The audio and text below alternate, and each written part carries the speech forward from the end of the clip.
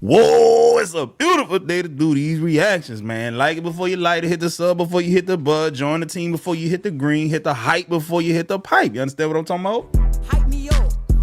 Hype me up. So look, man, I got another one for y'all from the same content creator. Check this out, bro. I don't want to see none of y'all boys in handcuffs, locked up, shackles and chained, 3 cots in a hot, you know what I'm talking about? Jailhouse shanks, you know, eating hookups and all that kind of stuff and fake birthday. I don't want that for y'all boys, man. Y'all got children. Y'all somebody child. You need to be free. So we going over this today, man. Did you know that turning off your engine during a traffic stop could actually be used against you in court right now? Why? Most drivers have absolutely no idea that this one small action sends a legal signal to law enforcement that changes everything about how your stop goes. It's not about being polite. It's about the law, and the law is not what you think it is. Hit subscribe right now, because what I'm about to show you could be the difference between driving away clean or watching your car get torn apart on the side of the road. I've analyzed over 200 body cam videos, and the pattern is always the same. Drivers who understand these rules go home. Drivers who don't understand them hand over their rights without realizing it. Ooh. Here's what you're about to learn. First, why keeping your engine running is actually a protected legal behavior. Second, the exact words that protect you the moment an officer approaches your window. Third, what most drivers do in the first 30 seconds that destroys their Fourth Amendment rights completely. Right. And fourth, a real scenario walkthrough showing you the wrong way and the right way side by side. By the end of this video, you will never approach a traffic stop the same way again. The information I'm about to give you comes straight from Supreme Court rulings. This is not opinion. This is not internet advice. This is the law. Let me show you exactly why this matters before we even get to the tactics. Every single day in this country, over 50,000 traffic stops happen. 50,000. And in the vast majority of those stops, drivers voluntarily give up legal protections they didn't even know they had. Here's the reality. A traffic stop is a legal encounter. It has rules. Hold up, man. 50,000 traffic stops a day. I know it's a shitload of people in America, but that's a big number, bro. Every 10 days, that's 500,000. Another 10 days, that's 1 million. So every 20 days, a million traffic stops? Crazy. I bet you most of them is black and Spanish people, though. Rules. It has boundaries. And those boundaries are defined by court decisions that go all the way back to the 1960s. But nobody teaches you this in driver's ed. Nobody explains this when you get your license. You just get handed a card and sent out onto the road with zero knowledge of your rights. Most people have no idea that the moment an officer approaches your car, a legal clock starts ticking. What you say and what you do in those first 60 seconds sets the entire tone of that stop. You can either walk into that 60 seconds informed and protected, or you can walk in like most drivers do and hand the officer every tool he needs to escalate a simple ticket into something much worse. That's not an exaggeration. That is what the body cam footage shows over and over again. So let's talk about the engine. Here's the trick they don't want you knowing.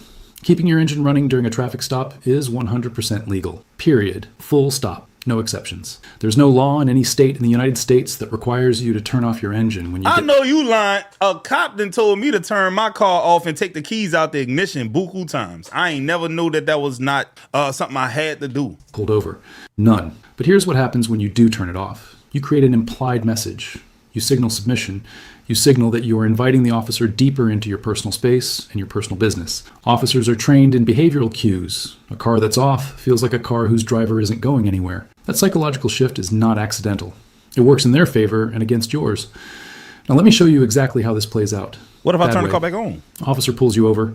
You immediately turn off the engine, roll down your window all the way, and say something like, "Sorry, officer, was I going too fast?" You've just done 3 things wrong. You turned off the engine, giving a submission signal. You opened the window completely, removing your physical boundary. And you volunteered an admission. That stop is now headed in a very specific direction. Good way. Officer pulls you over. You keep the engine running. You roll your window down 3 to 4 inches. And you wait.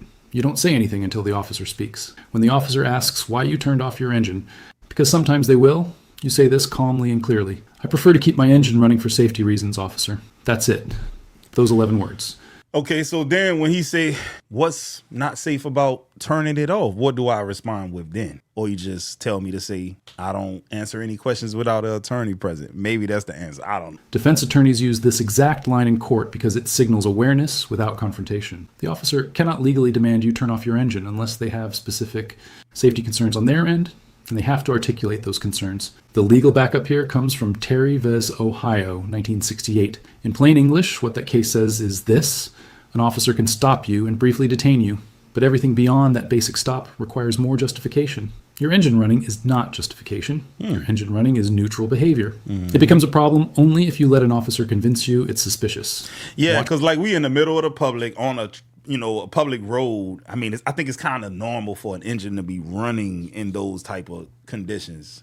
But a cop would try to spin it like on some, nah, just turn it off. If you ain't trying to flee for my protection and yours, I don't want you to run out of here and run me over. Like, they be talking so much game, dog. Like, you really a fall for that shit if you ain't know no better. Watch what happens when drivers apply this. The tone of the stop changes. The officer has to stay in officer mode rather than switching to investigation mode. And you've already established in the first 10 seconds that you know what you're doing. Have you ever been told to turn off your engine during a stop and just did it without thinking? Yes.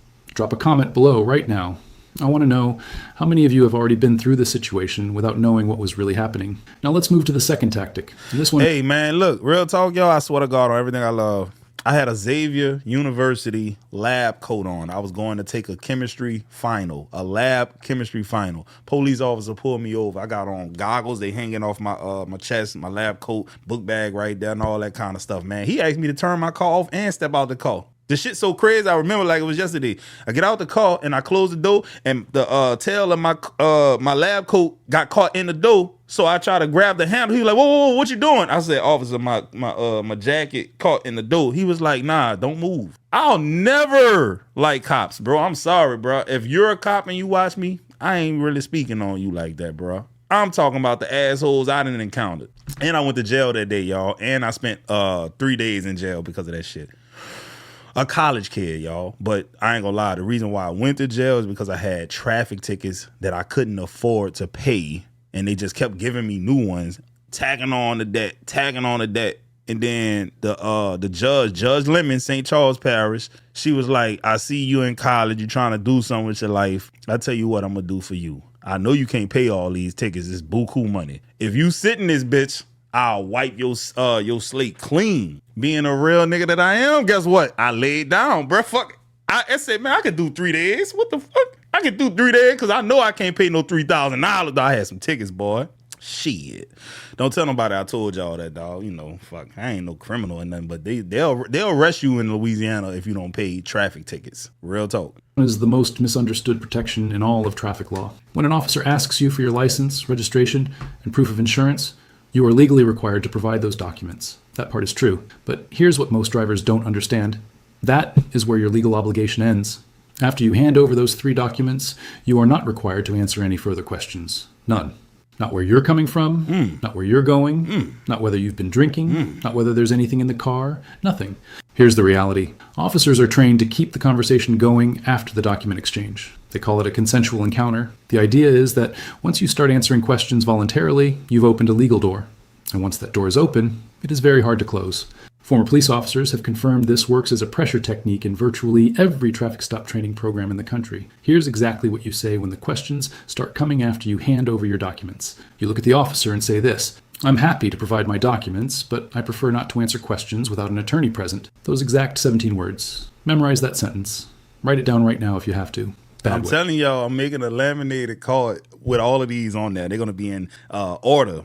Chronological order for what I gotta say first, so I don't forget it on the spot. And I'm gonna read that bitch verbatim. Officer, are you listening? I'm gonna hand you these documents, but I will not answer any more questions without an attorney present. You got that? Way. Officer asks where you're coming from. Most drivers say, Your mama house. Oh, I was just over at my friend's house. Then the officer says, which friend? Then it's, how long were you there? And then it becomes, have you had anything to drink tonight? And before you know it, you're in a DUI investigation based entirely on questions you answered voluntarily. Yep. You walked yourself right into it. Good way. Officer asks where you're coming from. Smart drivers say, I prefer not to answer questions without an attorney present. The officer may push back. They may say, I'm just making conversation. You stay calm and say it again. I understand, but I prefer not to answer questions without an attorney present. Oh, they hate that shit. This is 100% legal. The Fifth Amendment protects your right to remain silent during any police encounter, not just arrests. Legal experts agree this is your strongest protection during any roadside stop. But what if you don't answer any questions at all? Meaning the police officer come up to the car and be like, hey, you know why I stopped you? And you don't say nothing. And you just hand over everything to him. License, insurance, registration. And you literally don't say nothing. What happens then? I'm going to tell you what happened. They're going to yank your black ass out that car and they're going to Rodney King that ass. Ooh, they gonna beat you until they get tired, bro. They gonna hit you so many times with that baton, you gonna wish they had start hitting you with their hands, bro. Them they gonna drag you up and down their feet, bro. Yeah, dog, they gonna go get the dogs and everything for you. That backs this up is Berkham vs. McCarty, 1984. In plain English, that case says this: even during a routine traffic stop, you have Fifth Amendment protections. You are not required to answer questions that could incriminate you. The officer cannot penalize you, threaten you, or legally hold you longer simply because you invoked your right to silence. Watch what happens when you say those words. The conversation stops advancing. The officer may go back to the car to run your documents. That's fine. Let him. You've protected yourself from the escalation that catches 95% of drivers off guard. Still watching? Yeah, I'm Good. still watching. Drop a like if this is already blowing your mind, because we're only halfway through, and the next tactic is the one that saves people from the most serious legal trouble. Hey, that sounds like something you tell your girl. She's like, oh, baby, he ain't even halfway through yet. Hey, I don't know why I'm like this, bro. Now let's get into the third tactic, and listen closely because this is critical. Consent to search. This is the single biggest legal gift that drivers hand over every single day at traffic stops across this country. When an officer says, "You mind if I take a look in your car real quick?" I actually do mind. That is not a casual question. That is a legal request with massive consequences. If you say yes, you have just waived your Fourth Amendment protection against unreasonable searches and seizures. The officer can now go through every inch of your vehicle, your glove box, under your seats, in your trunk, through your bags. They go in your all gas of it. tank. And anything found during that search can and will be used against you. Here's exactly what you say. You look at the officer calmly and say, "Officer, I do not consent to any searches." Word for word. Memorize that line. Hey, dog, I just feel like it'll hit different if he said it to the cop versus you or me saying it to the cop. You know, the cop gonna look at him and be like, you know, he probably a mathlete. Dude ain't up to nothing. You know, Asians are very agreeable. They're very likable. They come off as more trustworthy. And I'm not just making this up. These are all stereotypes associated with Asians. So it probably will hit different when he says it. But if your ass coming out the ninth wall, you done turned off a fucking Triku, goddamn Tupelo, now you on St. Claude, it's late at night, you a dreadhead, you know you got your pistol in the car, and you say that shit, boy, they gonna take it far with you. I know it. I ain't stupid. We live in the real world, bro. Officer, I do not consent to any searches. 7 words, that's it. Bad way. Officer says, "You don't have anything to hide, do you?" Most drivers panic. They Hide think these saying nuts. no makes them look guilty. So they say, "Go ahead." And that single moment, that word "go ahead," triggers a full vehicle search. Even if nothing is found, you've been sitting on the side of the road for 45 minutes while your car gets flipped upside down. And if anything questionable is found, regardless of whether it's yours, you are now in a very different situation. Isn't it assumed yours if it's in your vehicle, which is your personal property? So therefore, anything in the car is yours. That's why when my son gets to a certain age, I got to teach him the rules of engagement. For one, y'all might think I'm overboard with this, but I was taught growing up that you never, and this is for black people, fellas, tell your sons this. Ladies, if you're watching this, tell your sons this. If you get your son a car, he cannot pack that bitch up full of other black men. I'm sorry. It is a cop magnet to have more than 2 black people, 2 black males, young black males in the car, bro. I'm telling you, niggas get pulled over left and right. When I first got my car, bro, I had my partners in the car and we was cop magnets. And I told my pops what happened. He was like, "Bro, you don't ride with that many people in your car." It looked to them suspicious. Straight up. Good way. Officer says, "You don't have anything to hide, do you?" Smart drivers say, "I do not consent to any searches." The officer may say, "I can get a warrant." You say, "That's your right. I do not consent to any searches." And that's it. If the officer can actually get a warrant, they will. But in the vast majority of cases, they cannot get a warrant fast enough or for sufficient cause, and the stop ends. You drive away. This comes straight from Supreme Court rulings in Florida versus Bostick, 1991. Okay. In plain English, that case confirms this. Officers can ask for consent to search, but you have the right to say no. Your refusal cannot, by itself, give the officer legal justification to search anyway. Refusing consent is not suspicious behavior under the law. It is exercising a constitutional right. I've analyzed over 200 body cam videos, and in nearly every case where a driver refuses consent clearly and calmly, the stop either ends or the officer has to go get a warrant. Nah, nigga. Dog, see, the thing is, we live 2 different experiences on this earth, dog. Most of my audience are black people, bro. And I want to ask Perplexity a question. Why does it seem like cops get so angry with African American people when they don't consent to searches or when they say they won't answer any questions without an attorney present? Why do they push and push and push to try to get something out of us, to get us in trouble. I said seem keyword because it's not concrete. This is all anecdotal. You're picking up on something real. Black people often report that police get noticeably more agitated when they refuse consent to searches or invoke the right to remain silent, request an attorney. And that can feel like an intentional tactic to pressure or get you. That perception is rooted in a mix of race-based power dynamics, legal gray areas, and systemic bias, not just random individual attitudes. Why some cops react that way. Consent searches are voluntary gray zones.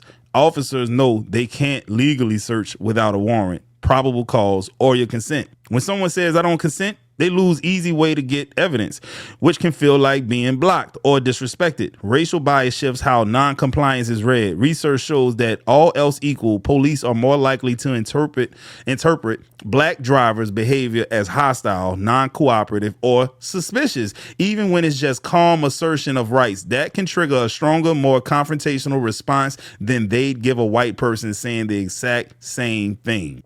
History of pretextual stops. Courts allow officers to use small traffic violations as pretext to fish for drugs or other evidence, and black drivers are disproportionately targeted in these pretextual stops. When the person being targeted flatly refuses to play along, officers can feel like their game is being exposed, which can show up as anger or threats. Why I want an attorney can feel like it escalates things. Anything that slows down or complicates their narrative can be seen as fighting back. Saying I don't consent or I won't answer questions without a lawyer is 100% your constitutional right, but it frustrates the script where officers often expect quick cooperation. Bro, I don't be pulling this shit out my ass, bro. I'm a black man. I've been black my whole life. I've been experienced with these damn cops. They ain't shit, bro. I'm telling you, they treat niggas different. I'm not bullshitting, goddammit. Most of the time, they don't get the warrant. They let you go. Most viewers have already clicked away by now. If you're still here, you're already in the top 10% of drivers in this country in terms of knowing your rights. Drop a comment saying, I'm still here right now. Prove you made it this far. And keep watching because what's coming next is the legal framework that ties everything together. And I promise you it's going to hit different once you understand it. Now let me give you the legal backbone behind everything we've covered.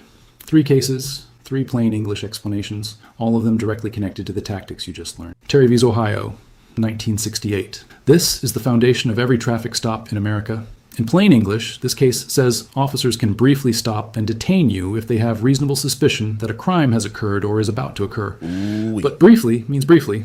It doesn't mean forever. It doesn't mean they can dig into your life until they find something. The moment a stop extends beyond what's reasonably needed to address the initial reason for the stop, your rights are being violated. Knowing this tells you exactly why keeping your engine running and refusing questions limits the stop to its legal boundaries. Illinois vs. Cabais, 2005. This case involves drug dogs, and it matters for our purposes because it defines the outer edges of a legal stop. In plain English, the case says a dog sniff performed during a lawful traffic stop doesn't automatically violate the Fourth Amendment, but the stop cannot be artificially prolonged just to wait for a dog. If you've handled your documents, refused consent, and stayed silent, an officer cannot just hold you there hoping a dog shows up. This case protects you from the extended detention tactic. Rodney v. United States, along with Pennsylvania v. Mims, 1977. In plain English, Pennsylvania v. Mims says an officer can ask you to step out of a car during a stop. But here's what most drivers don't know. Step out does not mean submit. It does not mean answer questions. It does not mean consent to a pat down without justification. You can step out, stand by the car, keep your hands visible, and still say, I do not consent to any searches. Legal experts agree this is your strongest protection even when you're outside the vehicle. Now let me show you exactly what all of this looks like in a real traffic stop. This is the scenario. It's 11 at night, you're driving home, blue lights come on behind you. All right. Here's the wrong way first, because this is what most drivers do. Boy, that looked like a manager I had before, boy. I'm telling you, splitting image, twin, fell off the tree, ugly tree, hit every branch on the way down. And this is how a simple speeding ticket turns into a nightmare. Officer pulls you over, you immediately turn off your engine, you roll down the window all the way. Officer walks up and says, Evening, do you know why I stopped you? You say, no idea, sorry. Officer says, you were doing 47 in a 35. Can I see your license and registration? You hand them over. Officer says, where are you headed tonight? You say, just heading home from a friend's place. Officer says, long night? You laugh nervously and say, yeah, a little bit. See, he doing everything wrong already. He's supposed to be like, I'm just going to give you these documents and I don't answer no questions without my attorney present. That's what he was supposed to do. He talking too much. Officer says, mind if I take a look in your car really quick? And you, wanting to seem cooperative, say, sure, go ahead. Duck ass. You a dummy if you do that. 25 minutes later, your car has been searched. You've been standing on the side of the road. And even if nothing was found, you spent nearly half an hour of your life giving up every right you have. Now here's the right way. Same scenario.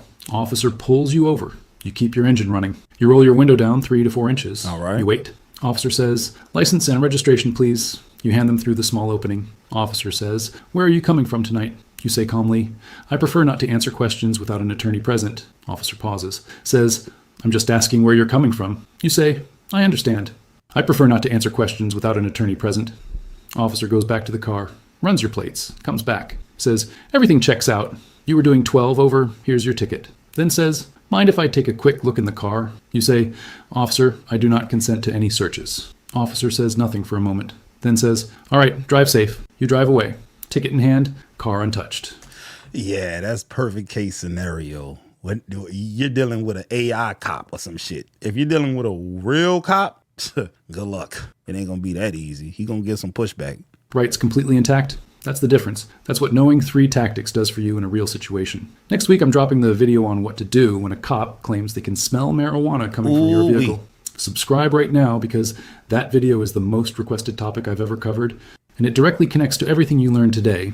That situation escalates faster than any other traffic stop scenario, and most drivers have absolutely no idea what to say. I'll give you the exact words, the exact cases, and the exact outcome. Don't miss it. Here's a quick summary of everything you just learned. Keep your engine running because it signals awareness, and there is no law requiring you to shut it off. Refuse to answer questions beyond providing your documents because the Fifth Amendment protects you even during a traffic stop. Never consent to a search because saying those 7 words, I do not consent to any searches, is 100% legal, and it is the most powerful thing you can do in that moment. And use the 3 cases we covered, Terry v. Ohio, Illinois versus Cabaz, and Pennsylvania versus Mims, as your legal foundation because this comes straight from Supreme Court rulings and no officer can argue with it. You now know more about your rights during a traffic stop than 90% of the drivers on the road. That knowledge is real, it's legal, and it works. Hit subscribe so you catch that marijuana traffic stop video the moment. Yeah, guys, go and watch my marijuana video. It's going to be somewhere up there somewhere, man. It's a good video. He broke that shit down, and I know y'all boys be smoking. I know y'all girls be smoking. I know y'all on that gas. Some of y'all on that Reggie. Anyways, I'm out. Hype me up. Hype me up.